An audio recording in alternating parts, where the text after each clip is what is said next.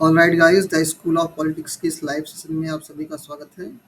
आज की जो क्लास है इसमें हम मैकियावली के राजनीतिक दर्शन, उनके चिंतन से, उनकी पॉलिटिकल फिलॉसफी से जो क्वेश्चन पूछे गए हैं उन सारे क्वेश्चन को कवर करने की कोशिश करेंगे। और स्पेशली आप देखें यहाँ पे हमने जो क्वेश्चन आपके लिए ऑर्गेनाइज किए हैं यहाँ पे, ये सारे क्वेश्चन 2006 से 2023 तक के सारे क्वेश्चन हमने एक ही स्लाइड में एक ही जहाँ सम किए हैं।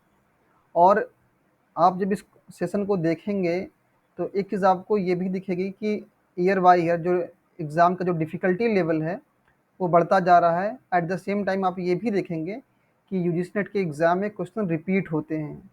हालांकि जो क्वेश्चन का रिपीटेशन है वो सेम टू सेम नहीं होता है। एग्ज़ामिनर क्वेश्चन की जो शब्दावलियाँ हैं, जो टर्मिनोलॉजीज़ हैं, उसको चेंज करता है। बाकी जो क्वेश्चन का एसेंस है, जो सार है, वो सेम होता है। तो आइए सेशन को स्टार्ट करते हैं बिना किसी डिले के। तो बेसिकली आज की क्लास में हम मैकियावली को डिस्कस करने वाले हैं, उनकी पॉलिटिकल फिलॉसफी को। और ऐसा नहीं है कि बस हम आपको क्वेश्चन के आंसर बताएंगे, हम इस सेशन को इन डिटेल डिस्कस करेंगे। और साथ ही में जो क्वेश्चन है जहाँ पे मुझे लगेगा कि एक्सप्लेनेशन जरूरी है उस क्वेश्चन की, तो मैं आपको बताऊंगा। तो पहला क्वेश्चन जो आप स्क्रीन पे ये देख रहे हैं, इसे जून 2006 में पूछा गया है पेपर 2 में। यहाँ पे आपको दो लिस्ट दी गई हैं, लिस्ट 1 एंड लिस्ट 2, जहाँ आपको कुछ सिद्धांत, कुछ डॉक्ट्रिन्स दिए गए हैं और एक तरफ थिंकर्स के नाम दिए गए हैं, आपको मैच करना है। तो जैसे कि आप जानते हैं कि डॉक्ट्रिन ऑफ सेक्युलरिज्म, जो धर्मनिरपेक्षता का सिद्धांत है, उसकी बात करें तो मैकियावली की जो पॉलिटिकल फिलॉसफी है वो सेक्युलर है। आप देखिए जो मध्यकाल का पीरियड है, मिडिवल एज है, इसमें क्या था कि मध्यकाल में जितने भी क्रिश्चियन थे, सॉरी जितने भी थिंकर्स थे, उन्होंने क्या किया था कि जो जो क्रिश्चियन थियोलॉजी है, मतलब क्रिश्चियन थियोलॉजी का मतलब क्या, जो क्रिश्चियन ईसाइयत का जो धर्मशास्त्र है, और प्लस अरस्तु की बात करें, जो अरिस्टोटल का जो पॉलिटिकल फिलॉसफी है, उनका जो चिंतन है, दर्शन है, उसको मिला करके वो अपने थॉट्स को प्रेजेंट करते थे। और इसी थॉट को बोलते हैं, इसको लैस्टिक सिस्टम बोलते हैं।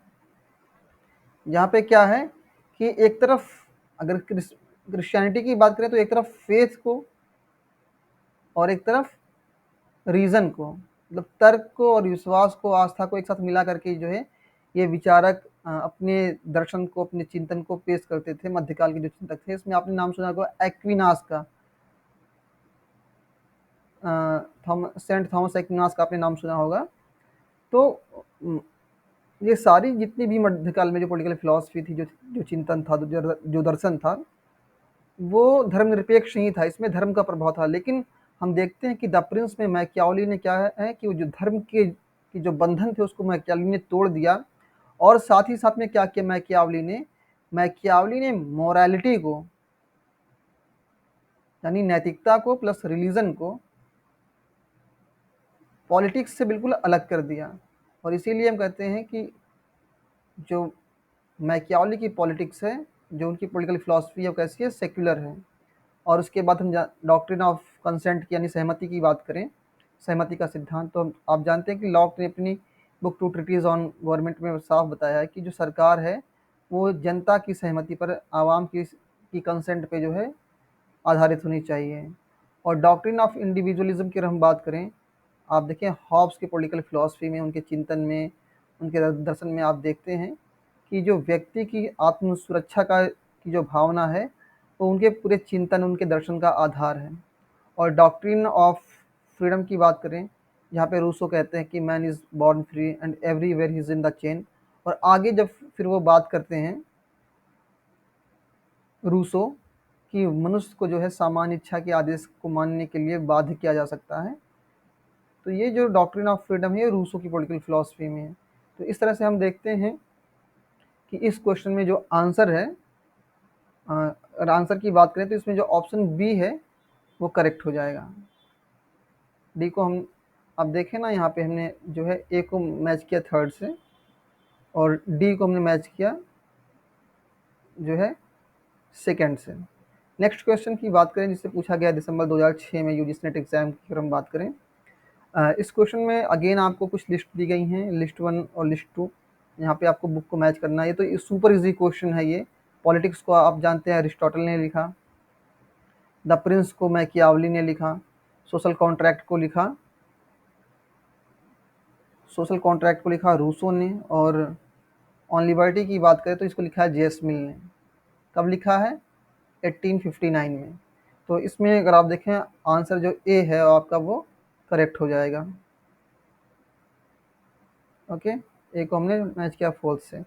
नेक्स्ट क्वेश्चन की बात करें अगर हम यहाँ पे, इसे पूछा गया दिसंबर 2006 के एग्जाम में। इस क्वेश्चन की बात करें, यहाँ पे कुछ कॉन्सेप्ट दिए गए हैं, आपको मैच करना है। जैसा कि मैंने आपको भी बताया कि जो सामान्य इच्छा जनरल विल का जो कॉन्सेप्ट है उसको उसको किसने इंट्रोड्यूस किया पॉलिटिकल फिलॉसफी में? रूसो ने। एब्सोल्यूट सॉवरेंटी का जो कॉन्सेप्ट है, असीमित संप्रभुता जो सिद्धांत है, वो हॉब्स ने उसको इंट्रोड्यूस किया। हालांकि देखिए, आपने नाम सुना होगा बोधा का, या बोधिन का नाम सुना होगा। तो बोधा भी संप्रभुता के बारे में बात करते हैं, लेकिन वो संप्रभुता के ऊपर कुछ सीमाएं, कुछ बाधाएं इम्पोज कर देते हैं। और हम देखते हैं कि फिर हॉब्स जो है संप्रभु को जो है बिल्कुल एब्सोल्यूट अथॉरिटी प्रोवाइड करते हैं। और लिमिटेड गवर्नमेंट का जो कॉन्सेप्ट है वो लॉक का है। और मैकियावली को आप जानते हैं न्यू पॉलिटिकल साइंस का मतलब क्या, कि एक ऐसा पॉलिटिकल साइंस जो धर्म और नैतिकता के प्रभाव से बिल्कुल मुक्त हो। और हम देखते हैं कि मॉडर्न पॉलिटिकल थॉट की जो जो शुरुआत होती है वो मैकियावली से होती है। तो इस क्वेश्चन के में अगर हम देखें, जो ऑप्शन की अगर हम बात करें दिसंबर 2006 में, जो ऑप्शन सी है वो करेक्ट हो जाएगा यहाँ पे। नेक्स्ट क्वेश्चन की बात करें जिसे जून 2007 में पूछा गया है। अगेन यहाँ पे कुछ कॉन्सेप्ट दिए गए हैं और आपको मैच करना है। आप जानते हैं कि मैकियावली पावर पॉलिटिक्स के बारे में बात करते हैं, मैकियावली। और इटर्नल कॉन्शियसनेस की बात करते हैं, ग्रीन, टी.एच. ग्रीन। और authoritative allocation of values. Actually ये जो क्वेश्चन है, इसमें इस बात को एग्जामिनर पूछना चाहता है कि ये जो थिंकर्स हैं, अ, ये राजनीति को कैसे डिफाइन करते हैं। जैसे कि आप जानते हैं कि डेविड ईस्टन ने पॉलिटिक्स को कैसे डिफाइन किया है, कि पॉलिटिक्स का क्या काम है, वो अथॉरिटेटिव एलोकेशन करती है, जो मूल्यों का जो आधिकारिक आवंटन करती है। और प्रेजेंट डायरी हम जानते हैं कि एंटोनियो ग्राम्स्की की बुक है। जब उनको जेल में डाल दिया गया था उस टाइम उन्होंने इस बुक को लिखा था। और इसमें इस क्वेश्चन में लेकिन ऐसा नहीं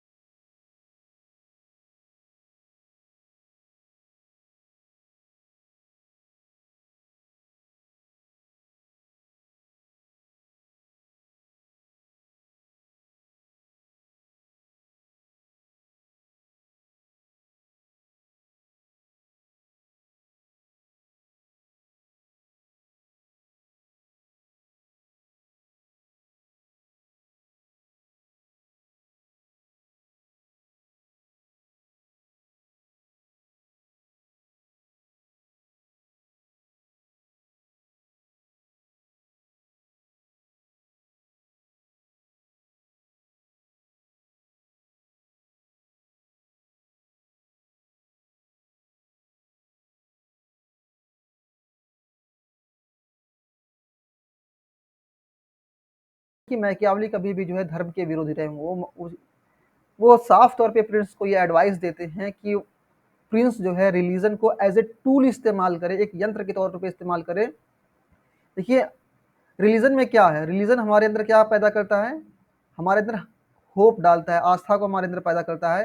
एट द सेम टाइम हमारे अंदर वो फियर को भी प्रोड्यूस करता है कि मतलब ये चीज़ें सही हैं, गलत हैं, नैतिक दृष्टि से नैतिक है, नैतिक हैं, मॉरल है, इमॉरल है, ये चीज़ें हमें बताता है रिलीजन। तो एक तरफ उम्मीद भी बांधता है, एक तरफ जो है हमारे अंदर डर भी पैदा करता है। तो मैकियावली कहते हैं कि जैसा कि आप देख सकते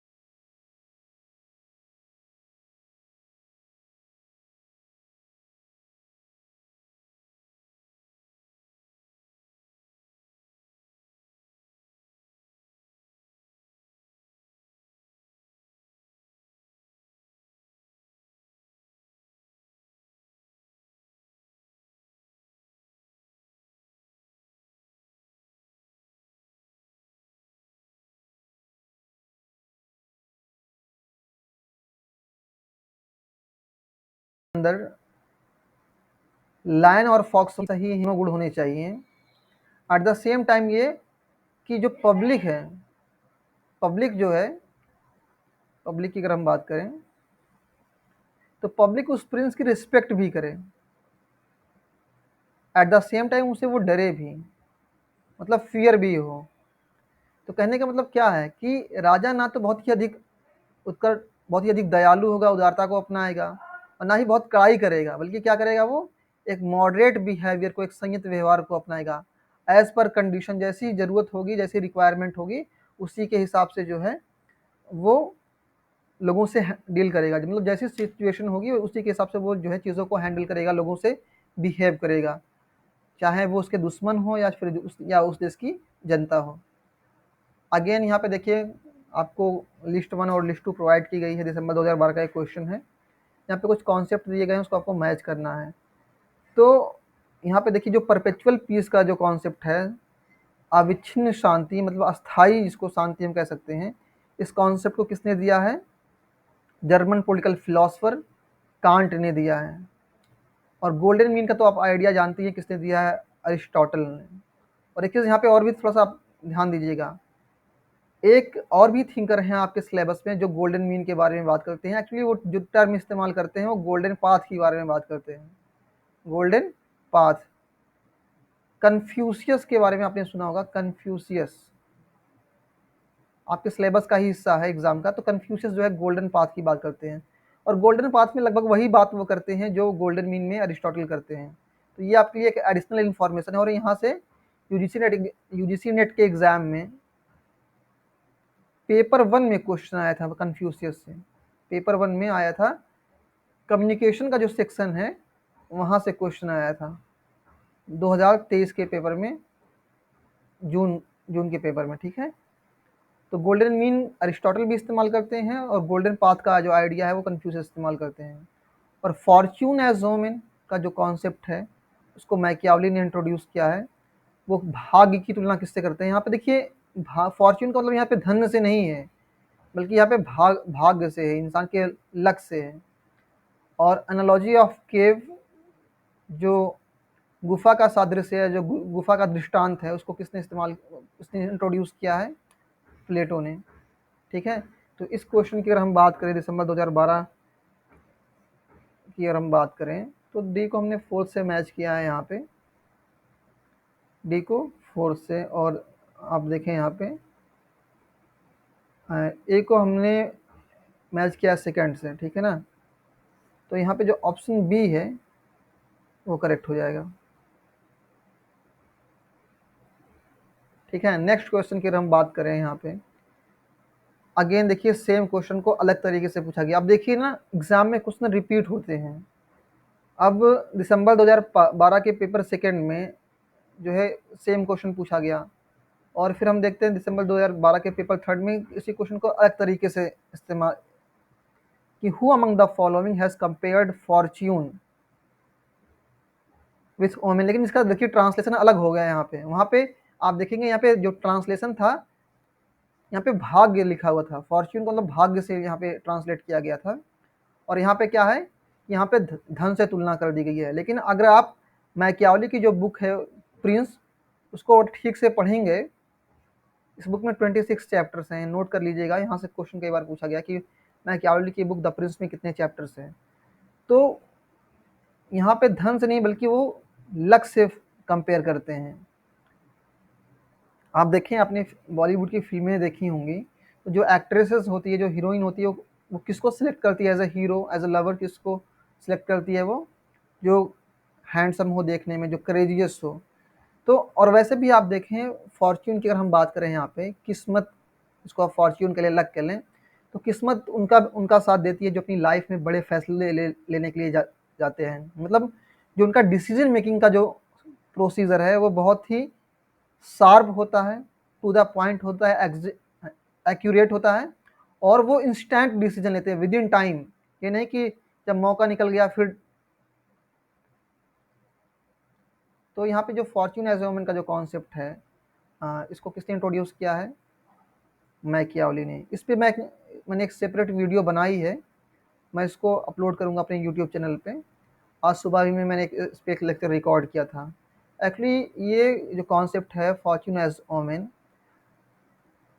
ये कॉन्सेप्ट मैकियावली के थ्योरी ऑफ चेंज से एसोसिएटेड है। थ्योरी ऑफ चेंज जो उनकी परिवर्तन का जो सिद्धांत है उससे रिलेटेड है। इस पर मैंने एक सेपरेट वीडियो बनाई है, मैं इसको चैनल पे अपलोड करूँगा, उसको आप वहाँ से देखिएगा। तो ये चीज़ें, ये कॉन्सेप्ट और आपको ढंग से समझ में आएगा।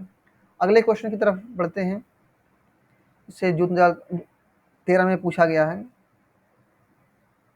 Whom did Machiavelli blame for the moral degradation of Italy? Italy के नैतिक पतन के लिए, उसके अपकर्ष के लिए मैकियावली ने किसका दोष दिया? राजकुमार का, चर्च का, बीजातंत्र का, भ्रष्ट लोगों का।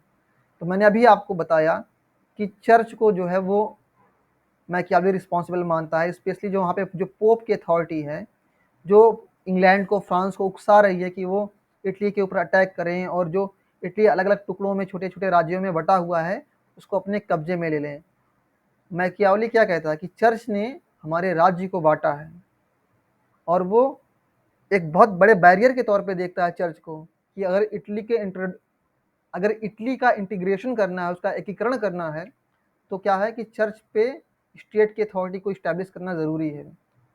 अगले क्वेश्चन की तरफ बढ़ते हैं हम। इसे जून 2013 में पूछा गया है, और यहाँ पे क्वेश्चन देखिए। एक्चुअली ये जो क्वेश्चन है बेसिकली प्लेटो से है। आपने इलिट थियरी के बारे में पढ़ा होगा। जो इलिट थियरी है, अभिजन सिद्धांत, इलिट थियरी मतलब जो अभिजन सिद्धांत जिसको बोलते हैं, अभिजन सिद्धांत, ये प्लेटो की इलिट थियरी से रिलेटेड है। लेकिन आप देखें प्लेटो की जो इलिट थियरी है, जो अभिजन सिद्धांत है, उसमें एक टर्म आता है स्पेक्यूलेटर और रेंटियर्स। तो ये जो टर्म है स्पेक्यूलेटर और रेंटियर्स का ठीक उसी तरीके से इस्तेमाल, उसी सेंस में इस्तेमाल हुआ है प्लेटो के अभिजन सिद्धांत में, जैसे जिस सेंस में मैकियावली लायन और फॉक्स के कॉन्सेप्ट को इंट्रोड्यूस करते हैं। तो ये जो कॉन्सेप्ट है प्लेटो का, स्पेक्यूलेटर और रेंटियर्स का जो कॉन्सेप्ट है, ये किससे मैच करता है?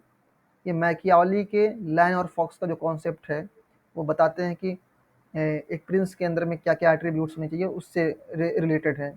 स्पेक्यूलेटर वो लोग हैं, समाज का वो अभिजन वर्ग है जो अपने बड़े फैसले के लिए, बोल्ड फैसलों के लिए जो है जाना जाता है, वो बोल्ड डिसीजन लेते हैं। और रेंटियर्स क्या हैं कि वो चालाक होते हैं, वो यथास्थिति को, स्टेटस को मेंटेन करना चाहते हैं, और ये नहीं चाहते हैं कि जो उनकी उनकी जो पोस्ट है, जो उनकी पोजीशन है, वो किसी तरीके से कंप्रोमाइज़ हो। तो अपने दिमाग का इस्तेमाल करके, अपनी चालाकी को, जैसे एक लोमड़ी चालाक होती है ना, तो वो अपनी चालाकी को इस्तेमाल करके जो है अपने पावर को, अपनी अथॉरिटी को, अपनी सीट को बचाना चाहते हैं। यहाँ पे ऑप्शन सी जो है करेक्ट हो जाएगा। जून 2023 की अगले क्वेश्चन की बात करें, जिसे पूछा गया है जून 2014 में, और यहाँ पे मैकियावली की किताबों के बारे में पूछा गया है कि मैकियावली ने कौन कौन सी किताबें लिखी हैं, इसके बारे में आप देखें। डिस्कोर्सेस का मतलब क्या? Discourses on Levi. तो मैकियावली ने तो कई किताबें लिखी हैं। मैकियावली ने फिक्शन वाली भी किताबें लिखी हैं, जैसे आप, ठीक है ना, और स्टेट क्राफ्ट के ऊपर में भी मैकियावली ने किताबें लिखी हैं। मैकियावली ने, देखिए मैकियावली ने अपने लाइफ के लास्ट स्टेज में, जब वो रिटायर हो गए, उनको एक तरह से एक पर्टिकुलर जहाँ पे रख दिया गया, और उनको इस बात के लिए मना कर दिया गया कि वो किसी भी राजनीतिक गतिविधि में, पॉलिटिकल एक्टिविटी में पार्टिसिपेट नहीं करेंगे। तो लास्ट में उन्होंने फिर हिस्ट्री ऑफ फ्लोरेंस, जो फ्लोरेंस है, हिस्ट्री ऑफ फ्लोरेंस, मतलब फ्लोरेंस के इतिहास को उन्होंने लिखा।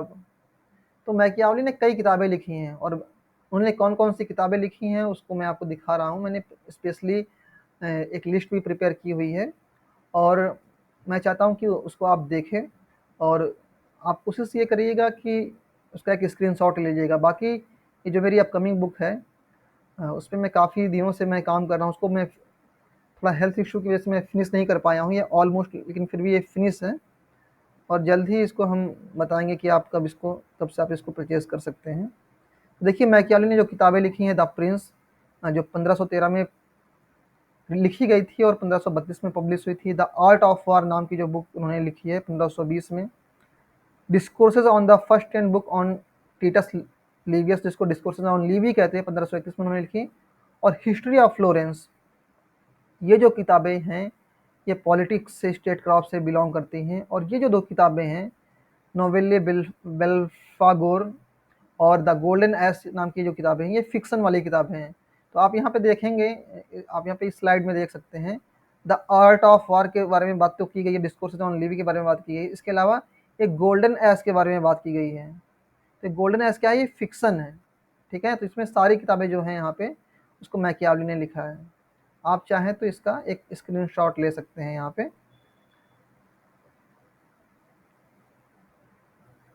नेक्स्ट क्वेश्चन की बात करें हम यहाँ पे, जिसे दिसंबर 2015 में पूछा गया है।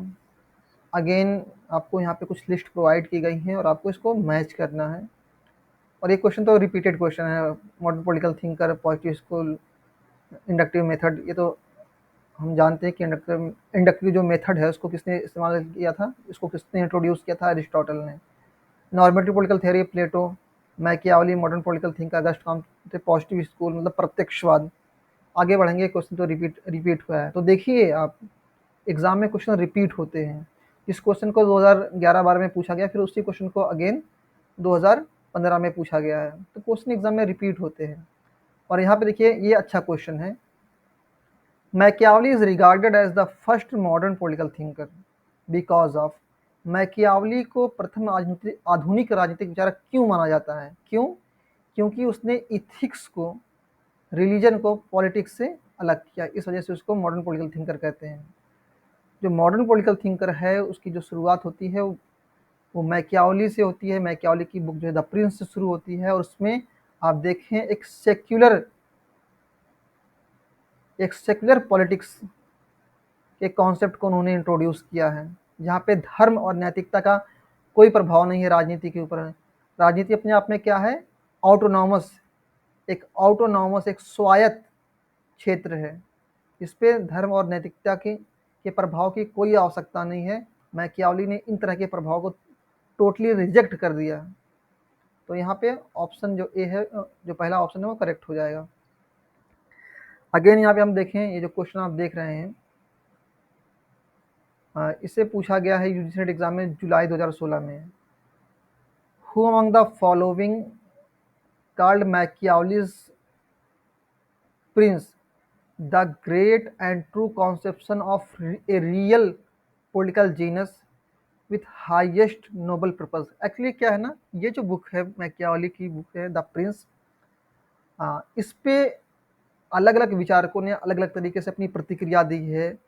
और उसमें आप देखेंगे कि हीगल ने क्या किया है, हीगल ने एक तरह से इसकी क्रिटिक, एक समालोचना प्रस्तुत की है। और उसने कहा है, क्या कहा है प्रिंस के बारे में, जो मैकियावली की बुक है द प्रिंस, उसके बारे में कहा है कि क्या है, ये एक महान और वास्तविक राजनीतिक प्रतिभाशाली व्यक्ति की सच्ची धारणा है। मतलब क्या है कि एक्चुअली ये जो बुक है ना, वो स्टेट क्राफ्ट से डील करती है, शासन की कला से डील करती है।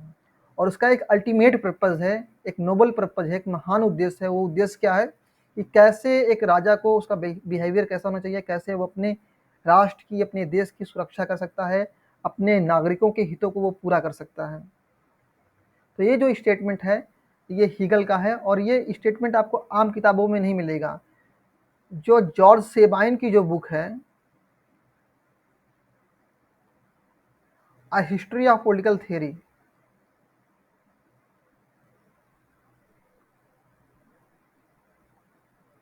हिस्ट्री ऑफ पॉलिटिकल थियरी, इस बुक के टाइटल को भी कई बार पूछा गया है कि हिस्ट्री ऑफ पॉलिटिकल थियरी नाम की बुक को किसने लिखा है? तो जॉर्ज सेबाइन ने लिखा है। किसने? जॉर्ज सेबाइन ने। हिंदी में भी लिख दे रहा हूँ ताकि किसी को कोई प्रॉब्लम ना हो, सेबाइन, ठीक है। ये हीगल का स्टेटमेंट है। अगेन यहाँ पे हम देखें कि यहाँ पे आप क्वेश्चंस को देखें, आपको दो लिस्ट प्रोवाइड की गई है, लिस्ट 1 एंड लिस्ट 2 को आप देख सकते हैं यहाँ पे। लिस्ट 1 में आप देखिए, यहाँ पे कुछ फिलोसफर्स के नाम दिए गए हैं, आपको उनके विचारों के बारे में बात की, उनके आइडियाज़ के बारे में।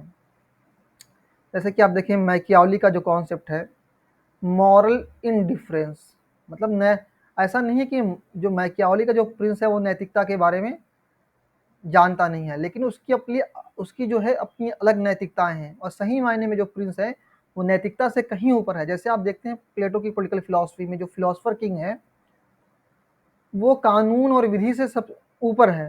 At the same time Machiavelli का जो प्रिंस है वो भी नैतिकता से, कानून से वो ऊपर है। उसका एक ही अल्टीमेट पर्पज है कि वो कैसे अपने स्टेट की सुरक्षा कर सकता है, कैसे उसके अस्तित्व को बचाए रख सकता है, और कैसे अपने नागरिकों के जो इंटरेस्ट है, उनके हित है, उसको सिक्योर कर सकता है। तो मैकियावली क्या है? Moral indifference. और ये जो पर्टिकुलर फ्रेज है मॉरल इंडिफरेंस, आप जॉर्ज सेवाइन की जो बुक है हिस्ट्री ऑफ पॉलिटिकल थ्योरी पढ़ेंगे तो वहाँ पे ये टर्म आपको मिल जाएगा।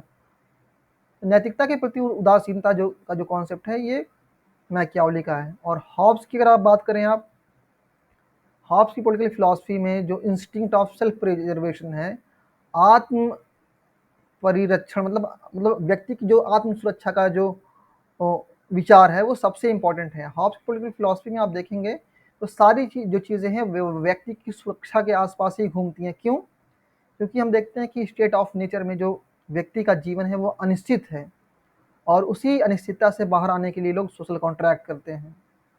और लॉक के बारे में आप देखें, लॉक ने क्या बताया कि स्टेट ऑफ नेचर के अंदर जो व्यक्ति थे उनको 3 अधिकार प्राप्त थे। सबसे इंपॉर्टेंट जो 3 अधिकार थे, लाइफ, लिबर्टी एंड प्रॉपर्टी। तो प्रॉपर्टी, और सबसे इंपॉर्टेंट चीज़ ये कि ये लाइफ, लिबर्टी, प्रॉपर्टी, इसमें जो सबसे इंपॉर्टेंट जो राइट है वो प्रॉपर्टी का है। और लॉक का ये मानना है कि प्रॉपर्टी के राइट में लिबर्टी का राइट और लाइफ का राइट भी इंक्लूड है। तो उनके लिए जो सुप्रीम जो राइट है वो कौन है? वो प्रॉपर्टी है। और रूसो के बारे में आप बात करें, रिवोल्ट अगेंस्ट रीजन, उसने कहा, लॉ की पॉलिटिकल फिलॉसफी में आप देखेंगे उनके सोशल कॉन्ट्रैक्ट थ्योरी में, स्पेशली जो उनकी बुक है सोशल कॉन्ट्रैक्ट, उसमें आप देखेंगे कि वो कहते हैं कि प्राकृतिक अवस्था में ये जो व्यक्ति रहता था नोबल सेवेज, जिसके अंदर तर्क का, रीज़न का विकास नहीं हुआ था, डेवलपमेंट नहीं हुआ था, जब व्यक्ति के अंदर जो है रीज़न, इस नोबल सेवेज के अंदर जब रीज़न का डेवलपमेंट हुआ तो उससे क्या हुआ कि वो उससे परवर्टेड हो गया, वो विकृत हो गया, वो करप्ट हो गया, वो भ्रष्ट हो गया। तो इसलिए वो रिवोल्ट अगेंस्ट रीजन के कॉन्सेप्ट के बारे में बात करते हैं। रिवोल्ट अगेंस्ट मतलब कि तर्क के प्रति वो विद्रोह के बारे में बात करते हैं। ऑलराइट गाइस, तो डी को हमने पहले से मैच कर दिया, तो यहाँ पे देखिए डी को पहले से मैच करेंगे हम। डी को हमने पहले से मैच कर दिया और हमने ए को मैच किया सेकेंड से। ठीक है, तो यहाँ पे आप देखें ऑप्शन जो ए है वो आपका करेक्ट हो जाएगा। अगले क्वेश्चन की अगर हम बात करें, ये क्वेश्चन पूछा गया है जनवरी 2017 में।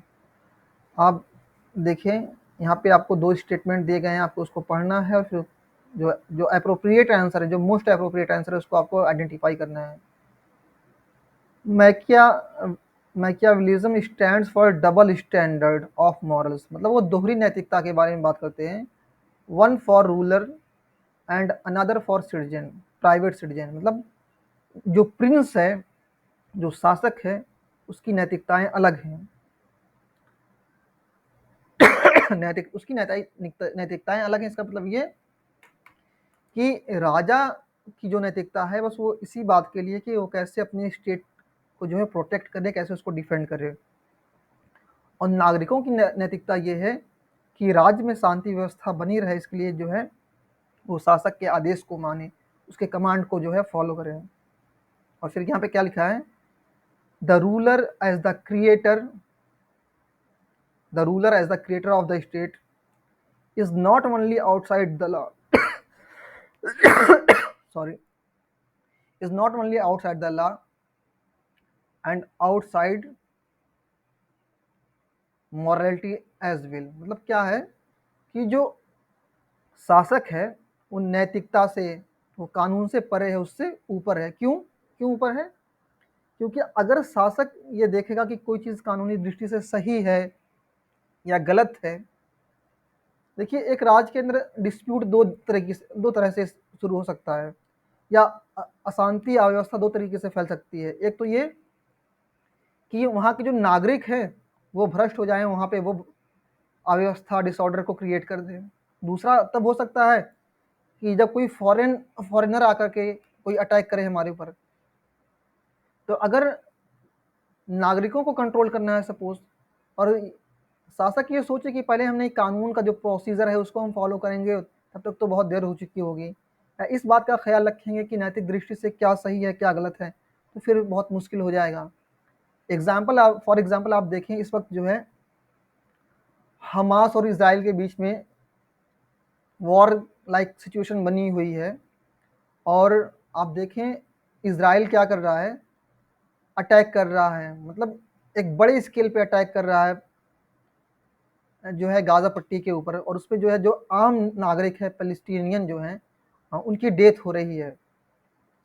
तो उसका क्या आर्ग्यूमेंट है, इसराइल का क्या आर्ग्यूमेंट है? वो यही ना कि हम अपने नागरिकों को डिफेंड करने के लिए, प्रोटेक्ट करने के लिए ये अटैक कर रहे हैं, और उनका ये कहना है कि हम जो आम नागरिक हैं फिलिस्तीन के, और जो टेररिस्ट जिनको वो कहते हैं, जो हमास ऑर्गेनाइजेशन के जो लोग हैं, उनमें हम कोई फ़र्क नहीं करते हैं। तो मतलब क्या है कि जो स्टेट की जो मॉरलिटी है वहाँ पे अलग है। वो स्टेट का ये मानना है कि पैलेस्टीनियन में और हमास के लोगों में कोई फ़र्क नहीं है, और चूँकि उनको अपने आप को ये, और जो वहाँ की आवाम, उनको ये मैसेज देना है कि हम अपने नागरिकों के हितों की रक्षा के लिए जो है हर तरीके से तैयार हैं, इसलिए जो है वो बड़ी स्केल पे अटैक कर रहे हैं। तो मैकियावली की अगर हम बात करें यहाँ पे, हमें मुद्दे से नहीं भटकना है, हमें अपने मुद्दे पे बात करना है। वो डबल स्टैंडर्ड के बारे में बात करते हैं कि जो शासक की मॉरलिटी होगी वो अलग होगी, वो कानून से ऊपर होगी, वो नैतिकता से ऊपर होगी।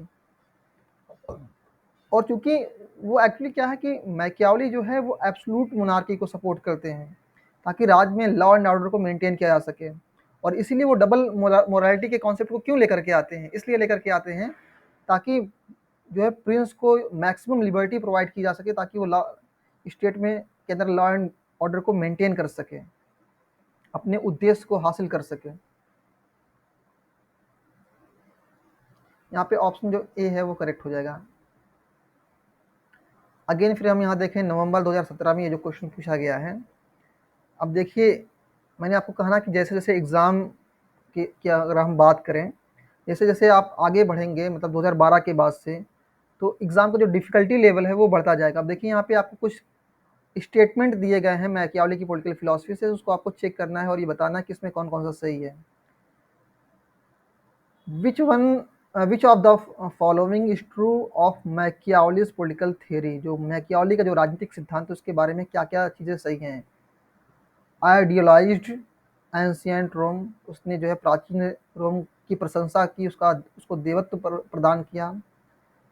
Use history extensively to draw lesson from statecraft, इतिहास का व्यापक रूप से उपयोग किया ताकि शासन कला सीखी जा सके। Private army needed for the success of a prince और ruler. Blamed religion for Italy's moral regeneration. Italy के नैतिक पतन के लिए उसने क्या किया कि उसने धर्म को जिम्मेदार ठहराया। तो मैंने अभी आपको बताया कि इटली के नैतिक पतन के लिए उसने धर्म को नहीं, बल्कि चर्च को और पोप को रिस्पॉन्सिबल ठहराया। ये वही पोप है जो इंग्लैंड को, फ्रांस को उकसा रहा है कि आप आइए, इटली पे अटैक करिए और इटली को अपने कब्जे में लीजिए। और उस वक्त जबकि इटली छोटे छोटे टुकड़ों में, छोटे छोटे राज्यों में बटा हुआ था। तो ये जो ऑप्शन डी है वो तो इनकरेक्ट हो गया। एक मिनट, थोड़ा सा मैं इसको साफ कर दूं क्लियर, ताकि चीज़ें आपको मैं अच्छे से एक्सप्लेन कर सकूं। तो आप देखिए यहाँ पे जो ऑप्शन डी है वो करेक्ट हो गया। क्यों? क्योंकि मैकियावली ने कहा कि चर्च रिस्पॉन्सिबल है, ना कि रिलीजन। और मैं आपको एक और मैकियावली के बारे में बताना चाहूँगा कि एक शासक था, इसका नाम था विटेली। और विटेली ने जो है अटैक किया, और वो पीसा पे कब्जा करना चाहता था, ताकि उसको हम अपना एक बेस बना सकें और यहाँ से हम अपने व्यापार को, अपने ट्रेड को आगे बढ़ा सकें। तो विटेली जो शासक था, ये जो रूलर था, इसके पास जो आर्मी थी वो कैसी आर्मी थी? वो एक तरह से मशीनरी थी। मतलब क्या कि ये किराए के सैनिक थे इसके पास में, और आप जानते हैं कि जो किराए के सैनिक होते हैं वो पैसों के ऊपर अपनी सर्विस को प्रोवाइड करते हैं, जिस तरफ से जो पार्टी उनको ज़्यादा पैसे देगी उसको सर्विस प्रोवाइड करेंगे। और दूसरी चीज़ ये कि ये जो सैनिक है, जो प्राइवेट आर्मी है, जो अन्य देश के नागरिकों से मिलकर के बनी है या किसी और प्रिंस की, किसी और शासक की वो आर्मी है जो on behalf of this Prince लड़ने के लिए आई है, तो उनके अंदर वो देशभक्ति का जज्बा नहीं होगा, उनके अंदर वो कुर्बानी, वो बलिदान का, वो सैक्रिफाइस का जज्बा नहीं होगा। वो उस बहादुरी से नहीं लड़ेंगे, इस बहादुरी से वो सेना लड़ती है जो नागरिकों से मिलकर के बनी हो। तो मैकियावली कहते हैं कि एक राजा के लिए ज़रूरी है कि अगर वो अपने राज्य के अंदर शांति और व्यवस्था को स्थापित करना चाहता है, अपनी सीमा की सुरक्षा करना चाहता है, तो उसके पास में जो आर्मी हो वो किससे बनी हो? सिटीजन से बनी हो। वो सिटीजन आर्मी के बारे में बात करते हैं मैकियावली। और विटेली को बहुत बुरी तरीके से हार मिली। क्यों? क्योंकि ये किस पे डिपेंड थे? ये प्राइवेट आर्मी पे डिपेंड थे। तो जब मैकियावली ने विटेली को हारते हुए देखा कि इसके जो सैनिक है वो पीछे हट गए और उस बहादुरी से नहीं लड़े, और इसके पीछे एक फैक्टर ये भी था कि इसके विटेली के पास जो सैनिक थे वो किराए के सैनिक थे। तो इस वजह से जो है मैकियावली ने एक कंक्लूजन निकाला, इतिहास से उसने एक सबक लिया कि एक शासक के पास में, एक प्रिंस के पास में जो है अपनी खुद की सेना होनी चाहिए जो उसके नागरिकों से मिलकर के बनी हो। और आप देखें मैकियावली जो है अलग अलग राज्यों में उसने डिप्लोमेट के तौर पे काम किया था, राजदूत के तौर पे। तो जब जब उसने अलग अलग कंट्रीज में जो है काम किया था बतौर एक राजदूत के तौर पे, एज एन एम्बेसडर, तो उसको काफ़ी कुछ एक्सपीरियंस था अलग अलग कंट्रीज में काम करने का। तो वो जो एक्सपीरियंस था उसने जो है उसको इस्तेमाल किया, उसने इतिहास का इस्तेमाल किया, उस अनुभव का इस्तेमाल किया कि किस लिए? कि शासन कला को सीखने के लिए। और आप देखें बाद में फिर जो फ्लोरेंस की हिस्ट्री है उसको जो है मैकियावली ने ही लिखा है। तो यहाँ पे ऑप्शन जो ए है वो करेक्ट हो जाएगा। क्यों? देखिए मैकियावली का जो आइडियल स्टेट है जिसको उसने मतलब इसकी वो प्रशंसा करता था, वो एक्चुअली रोमन एम्पायर से काफ़ी इंस्पायर था। और रोमन एम्पायर के अंदर हम देखते हैं कि जो नागरिक थे उनको लिबर्टी और ऑटोनॉमी, सेल्फ रूल, इस तरह से मतलब वो गवर्न होते थे। तो मैकियावली के आदर्श के तौर पे जो है जो रोमन एम्पायर है, जो एंशियंट रोम था, प्राचीन रोम था, उसको वो आदर्श मानता था। तो यहाँ पे जो ऑप्शन ए है और ऑप्शन जो बी है वो करेक्ट हो जाएगा। सी करेक्ट क्यों नहीं होगा? क्योंकि मैकियावली प्राइवेट आर्मी के बारे में बात नहीं करता है, मैकियावली बात करता है सिटीजन आर्मी के बारे में। और मैकियावली जो है धर्म को नहीं बल्कि चर्च को रिस्पॉन्सिबल मानता है। तो यहाँ पे जो ऑप्शन ए एंड बी जो है वो करेक्ट हो जाएगा। अगले क्वेश्चन के बारे में अगर हम बात करें, इसे पूछा गया है दिसंबर 2019 में। यहाँ पे पूछा गया है कि which of the following two are correct regarding the adoption of inductive method. जो अग्नात्मक पद्धति जिसको हम कहते हैं हिंदी में, इंडक्टिव मेथड की अगर हम बात करें तो इसको किसने किसने इस्तेमाल किया है? तो मैकियावली की अगर हम बात करें, देखिए प्लेटो की जो मेथड है वो डिडक्टिव मेथड है, और जो मध्यकालीन चिंतक है वो इंडक्टिव मेथड का इस्तेमाल नहीं करते हैं। देखिए पहले समझिए इंडक्टिव और डिडक्टिव मेथड के फर्क को। इंडक्टिव मेथड में क्या होता है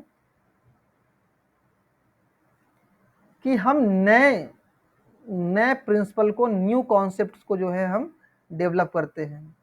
और डिडक्टिव मेथड में क्या होता है,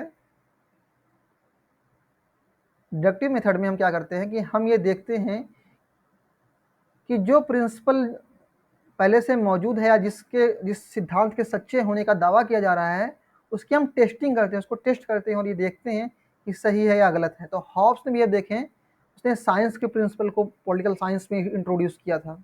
और मैकियावली भी जो है इंडक्टिव मेथड का इस्तेमाल करता है। वो अलग अलग कंट्रीज़ में एज ए डिप्लोमेट उसने काम किया, तो उसको अलग अलग देशों के अनुभव हैं। उन अनुभवों से वो जो है एक प्रिंसिपल को डेवलप कर रहा है, क्या कि एक नए कॉन्सेप्ट को इंट्रोड्यूस कर रहा है कि प्रिंस को क्या करना चाहिए, प्रिंस को क्या नहीं करना चाहिए, इसके बारे में वो सिद्धांत बना रहा है। तो इंडक्टिव मेथड का इस्तेमाल किसने किसने किया है? मैकियावली ने और हॉब्स ने। प्लेटो और थॉमस एक्विनास ऑब्वियसली वो इंडक्टिव मेथड का इस्तेमाल नहीं करते हैं।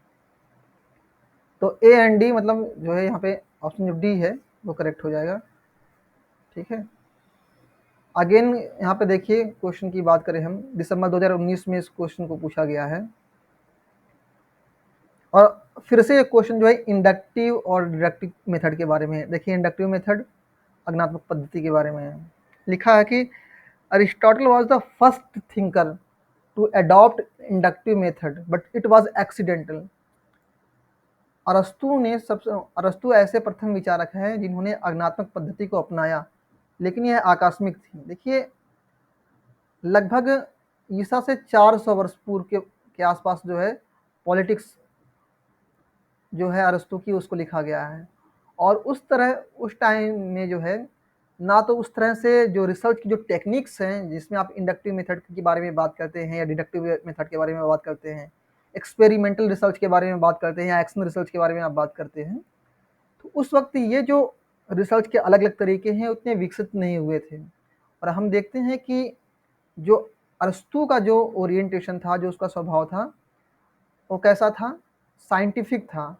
उसके जो फादर थे एक फिजिशियन थे और उसको एक ऐसा माहौल मिला, एक ऐसा इन्वायरमेंट मिला जहाँ पे वो एक साइंटिफिक आउटलुक को डेवलप कर सके। तो वो अलग अलग केस को स्टडी करता था, उसके बाद जो है वो किसी सिद्धांत को प्रस्तुत करता था। लेकिन ये इट वाज एक्सीडेंटल।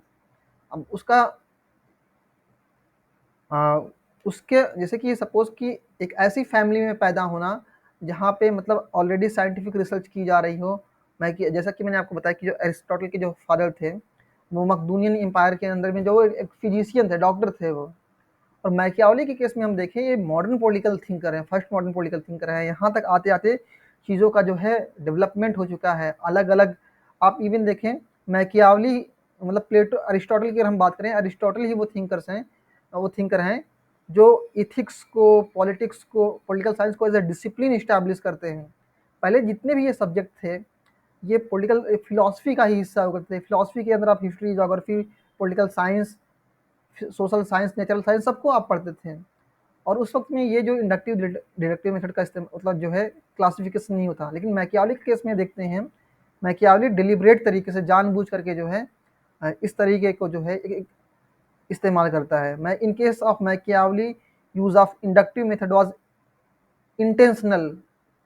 मतलब वो क्या है कि एक पर्टिकुलर पर्पज को रख करके एक जानबूझ करके जो है इस पद्धति का जो रिसर्च का ये जो तरीका है इंडक्टिव मेथड या अज्ञानात्मक पद्धति उसका इस्तेमाल करता है। तो यहाँ पे जो ऑप्शन जो बी है वो करेक्ट हो जाएगा। मतलब क्या है कि स्टेटमेंट जो है ए और आर, जो असर्शन है, जो कथन है और जो कारण है, दोनों सही हैं। लेकिन क्या है कि दोनों आपस में इंटरकनेक्टेड नहीं है। जो है कि जो आर है करेक्ट एक्सप्लेनेशन नहीं है, सही व्याख्या नहीं किसकी, ए की।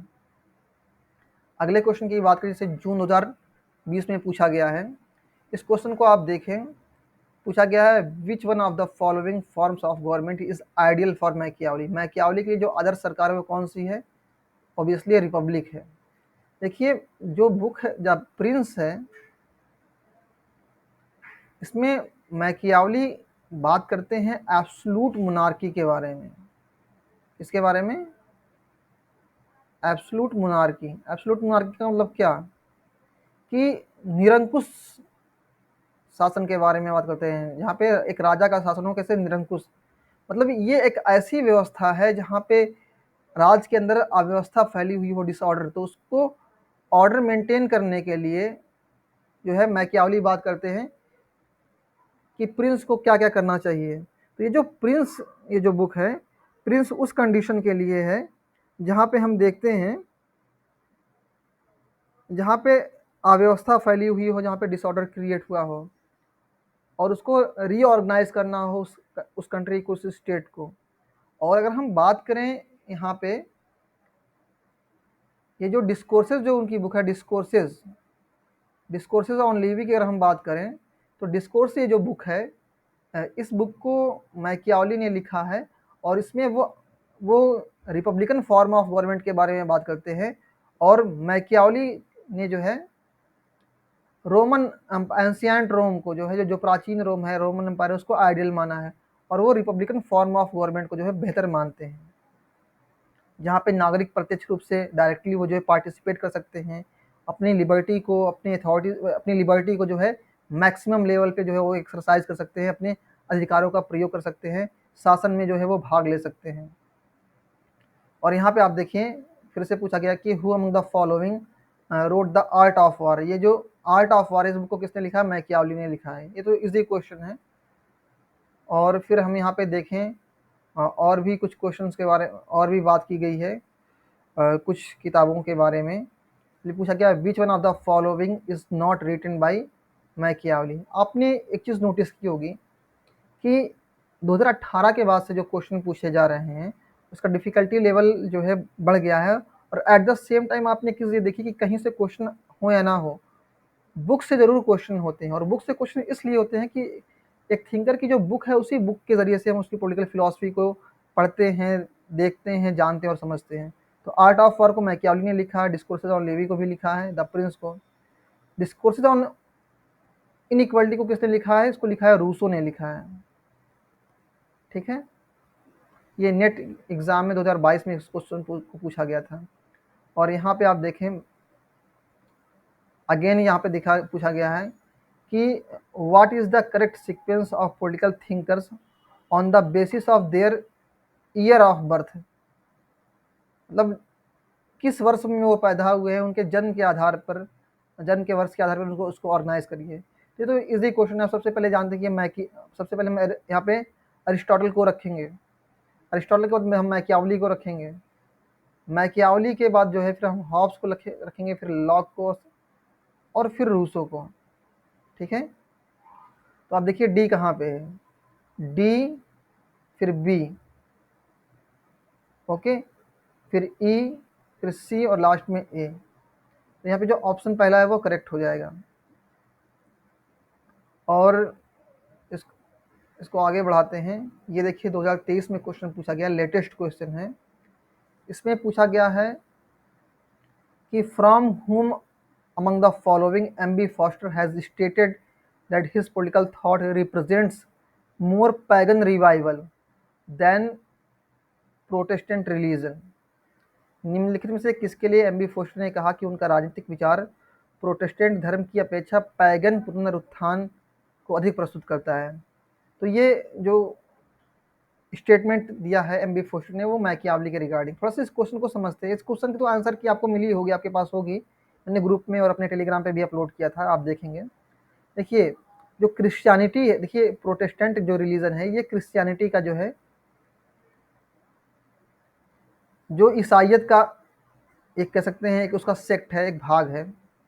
और ये जो ईसाइयत है, ये जो प्रोटेस्टेंट रिलीजन है, वो काफ़ी हद तक क्या है कि वो उदारता के बारे में बात करता है, वो नैतिकता के बारे में बात करता है, सही गलत चीज़ें क्या है इसके बारे में बात करता है। जबकि जो पैगन्स जो रिलीजन है वो प्रैक्टिकलिटी पे बिलीव करता है। आप यहाँ पे थोड़ा सा इसको देखें, इसको पढ़ें। ये जो पैगन रिलीजन है ये प्रैग्मेटिक है, वो फोकस करता है गवर्नेंस पे कि गवर्नेंस की कौन कौन सी स्ट्रेटजीज होनी चाहिए। और हम काफ़ी हद तक देखते हैं कि ये जो क्रिश्चियनिटी के जो भी सेक्ट है, चाहे वो रोमन कैथोलिक हो या प्रोटेस्टेंट हो, वो एक तरह से एक नैतिक लिमिटेशन, एक नैतिक मर्यादाएं, एक बाध्यताएं इम्पोज करती हैं पॉलिटिक्स के ऊपर। जबकि मैकियावली ने क्या किया कि मैकियावली ने जो है एक प्रिंस को ये पूरी अथॉरिटी दी कि वो अपने उद्देश्य को हासिल करने के लिए किसी भी तरीके के जो है पर्पज़ को, मकसद को जो है वो अचीव कर सकता है। और ये जो थॉट्स हैं, ये वो आइडियाज़ जो हैं वो पैगन से ज़्यादा बिलीव करती है। मैं पैगन भी क्या है, एक सेक्ट है, एक रिलीजन है जो किसकी, वो आग की, जो अग्नि की पूजा करते हैं, फायर को जो है वो पूजते हैं। और फिर नेक्स्ट क्वेश्चन की बात करें, यहाँ पे ये जो क्वेश्चन है इसे यूजीसी नेट एग्ज़ाम में पूछा गया है मार्च 2023 के शिफ्ट 1 में। अगेन यहाँ पे आप फिर से देखें, मैकियावली की प्रिंस से ही क्वेश्चन पूछा गया है कि मैकियावली जो है वो डेमोक्रेटिक स्पिरिट के साथ लिखी गई है? बिल्कुल नहीं। इसमें डुअल मॉरलिटी के बारे में बात की गई है, बिल्कुल सही बात है। एक राजा की नैतिकता अलग होगी, नागरिकों की नैतिकता अलग होगी। और ये क्या है कि this book is famous for its anti secular approach. ये एंटी सेक्युलर नहीं बल्कि ये बुक क्या है, सेक्युलर है। तो इसलिए जब ये, चूंकि ये बुक सेक्युलर है, इसलिए ये जो स्टेटमेंट है वो करेक्ट हो गया, क्योंकि यहाँ पे एंटी सेक्युलर वर्ड इस्तेमाल किया गया है। और यहाँ पे देखिए the book has supported citizen army, जो नागरिकों की जो सेना है उसको सपोर्ट किया। तो बी और डी जो स्टेटमेंट है ये सही हो गया, बाकी ए इनकरेक्ट हो गया और सी इनकरेक्ट हो गया। तो हम देखेंगे बी और डी कहाँ पे है। बी और डी ऑप्शन पहले में है, तो ऑप्शन पहला जो है वो करेक्ट हो जाएगा। फिर अगर फिर हम देखें इस क्वेश्चन को, देखें हम यहाँ पे मार्च 2023 में इस क्वेश्चन को पूछा गया है शिफ्ट 1 में, क्वेश्चन नंबर 72। तो वर्च्यू इज नॉलेज, तो ये बहुत ही फेमस कोट है प्लेटो का। और इसके अलावा सक्सेस इज वर्च्यू, सक्सेस क्या है, वर्च्यू। मतलब क्या है कि ये देखिए मैकियावेली का जो कोट्स हैं कि एंड जस्टिफाइज मीन्स, मतलब जो है साध्य जो है, जो मकसद जो साध्य है वो साधन के औचित्य को सिद्ध करता है, ये उससे रिलेटेड है। मतलब वो सक्सेस, वो सफलता को जो है एक गुण के तौर पे देखते हैं मैकियावेली, एक वर्चू के तौर पे देखते हैं। और नॉलेज इज पावर बहुत ही फेमस कोट है मिशेल फूको का। मिशेल फूको एक उत्तराधुनिकतावादी, एक पोस्ट मॉडर्न थिंकर हैं। और power is the production of intended effect, ये किसका स्टेटमेंट है, रसल का, जहाँ पे वो कहते हैं कि शक्ति ही अभिप्रेत प्रभाव का उत्पादन है। तो इस तरीके से अगर हम देखें, ए को हमने किससे मैच किया है, ए को हमने मैच किया है पहले से, और सॉरी ए को हमने मैच किया सेकंड से, और बी को हमने मैच किया है पहले से। 2 और 1, ठीक है ना। तो 2 और 1 यहाँ पे आप देखें ऑप्शन सेकंड में जो है करेक्ट हो जाएगा। और लास्ट क्वेश्चन यहाँ पे इस सेशन का, मार्च 2023 में शिफ्ट 2 में इस क्वेश्चन को पूछा गया है। यहाँ पे आपको अगेन कुछ लिस्ट दी गई हैं और कुछ थिंकर्स के नाम दिए गए हैं। तो स्टेट को एज ए क्लास, एक वर्ग के तौर पे कौन डिफाइन करता है, जो मार्क्सवादी विचारक हैं वो स्टेट को एक क्लास के तौर पे, एक वर्ग के तौर पे वो देखते हैं, मार्क्स और लेनिन। और मिनिमल स्टेट का जो कॉन्सेप्ट है, न्यूनतम जो राज्य की अवधारणा है, उसको किसने इंट्रोड्यूस किया पॉलिटिकल साइंस में, जो नौ उदारवादी विचारक है, लिबर्टेरियन थिंकर हैं, रॉबर्ट नॉजिक, हेयक और मिल्टन फ्रीडमैन का भी आपने नाम सुना होगा। इथिकल लाइफ की हम बात करें, स्टेट को एज ए इथिकल लाइफ को इंट्रोड्यूस करता है, ये इसको इंट्रोड्यूस करते हैं रूसो, हीगल और ग्रीन। और state as a power, Machiavelli and Hobbes. तो इस तरह से हम अगर हम देखें, एक को हमने मैच किया थर्ड से, ओके। तो यहाँ पे देखिए, यहाँ पे एलिमिनेशन मेथड को आपको इस्तेमाल करना है। एक को आपने मैच किया थर्ड से, यहाँ भी थर्ड है, यहाँ भी थर्ड है। और हमने डी को मैच किया फोर्थ से, डी को हमने मैच किया फोर्थ से, ठीक है ना। तो जो ऑप्शन सेकंड है वो करेक्ट हो जाएगा। ओके गाइस, तो आज के सेशन में इतना ही। हमने इस सेशन में सारे क्वेश्चंस को 2006 से लेकर के 2023 तक कवर किया है। आप इस वीडियो को देखें और आपको कोई क्वेश्चन, कोई डाउट हो तो आप हमसे पूछ सकते हैं। और बाकी इस वीडियो को आप अपने फ्रेंड सर्कल में सबके साथ शेयर करिएगा। Thank you so much.